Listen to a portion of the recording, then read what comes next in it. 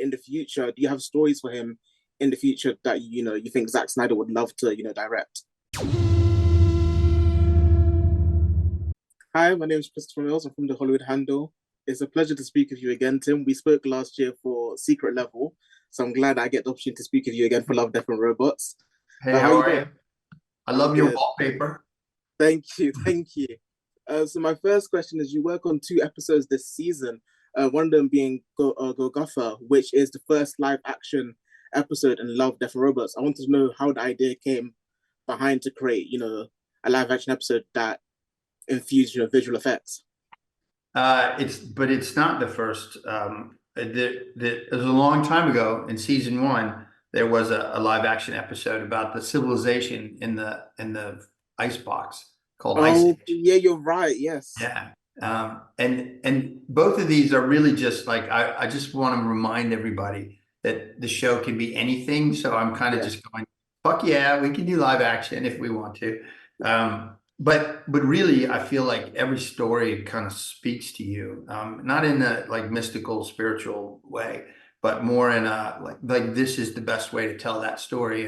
And I think the concept of Dolphin Jesus is such a weird, fantastic concept that Yeah. to do it with a live action characters in a live action setting is makes it more, I don't know, grounded and real. And Yeah. let's not forget that I live in Los Angeles and I could just drive up to Malibu and shoot it on the beach, Yeah. It was Yeah. obviously it was a beautiful setting. It was very, very So thank beautiful. you. I love it, and I think it's really funny too. No, it was hilarious. Probably one of my favorite episodes I've watched so far. I've got like four episodes left to get through, but it was one of my favorites so far. Oh, And then thank you. the second episode you worked on was the screaming of The the Tyrannosaur. the Tyrannosaur. That's it. Yes, that's the one. And originally it was supposed to be for Zack Snyder, which you said in a previous interview. I was wondering. Obviously, he was busy making four cuts of Rebel Moon, so he wasn't able to work on the short. Exactly. But would you love to bring him on in the future? Do you have stories for him in the future that you think Zack Snyder would love to direct? Oh yeah, and it's really gratifying to me. It's first and foremost, it's important that fans love the show because if fans don't love it, we don't get a chance to make more. But it is gratifying that a lot of people in the industry really love it, and directors in particular. So Zach has said he wanted to do one. Directors like John Watt, Louis Leterrier, and Fede Alvarez, and Guillermo del Toro, they Chad Stahelski, they've all said, "Fuck, I love the show. I'd love to do an episode."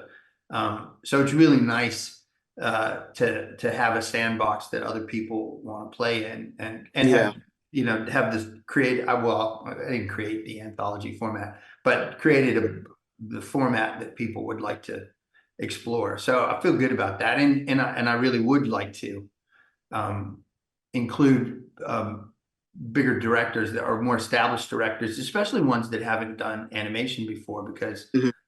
it was great watching Fincher do Bad Traveling, which was his first big animated show, and those guys just approach it differently, and then my role is to kind of help them through the animation process, which is really fun. It's like showing people this toy that is awesome and fun to And then play with. getting to see how they work around with it and what they Yeah, can exactly. figure out about it. Yeah, Yeah, it feels really good. this question is a slight diversion, but you and Zach, obviously, you have a history of you both made comic book movies in the past. Is there a hypothetical where you both collaborate alongside with Blur to make an animated, DC project? Is that something you've ever thought of? Is that something you'd ever want to do, or do you want to just steer clear of all of that? I haven't thought of that. I would love to. I would love to do that. I think I've said it before. It's no secret that my one of my favorite comics of all time is The Authority, which is basically Yeah, Justice League if they killed people. yeah, And I would love to develop that with Zach or by myself. But there's a lot of really good properties. It'd be weird to do something with another director of that stature and mm, not feel like, is there going to be a wrestling match yeah. about that? But it doesn't have to be that way because like Jennifer is a highly accomplished director, and the collaboration is great. she gives me notes on mine, and I give her notes on hers, and sometimes we arm wrestle when we disagree, but it always makes it better. Yeah. I think. So it shouldn't be that much. It shouldn't be that much different. I bet Zach and I could work together. His strengths are, well, they're not. I would say they're not diametrically different than mine. Um, Hmm. but it would be fun, that's for sure. I like working with Fincher. You know, when we do his, I'm essentially kind of a second unit director. Where he's like, I don't want to do the action stuff, Tim, you do that. Which is, don't make me talk to the stunt guys. Um, it's it's not like that. He's great. He's great with action, and he does it, and he approaches it very differently. But I like that collaboration. I'm happy to take a back seat sometimes. That's interesting to hear you say that.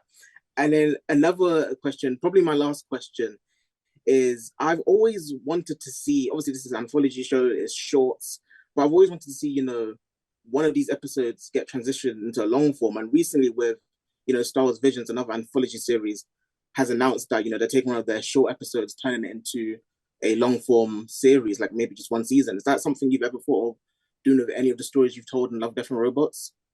For sure. We pitched Three Robots series. Hasn't gotten any traction yet, but maybe it will. Mm-hmm. The short that Jennifer did, Spider Rose, is in the same universe that my Swarm short was.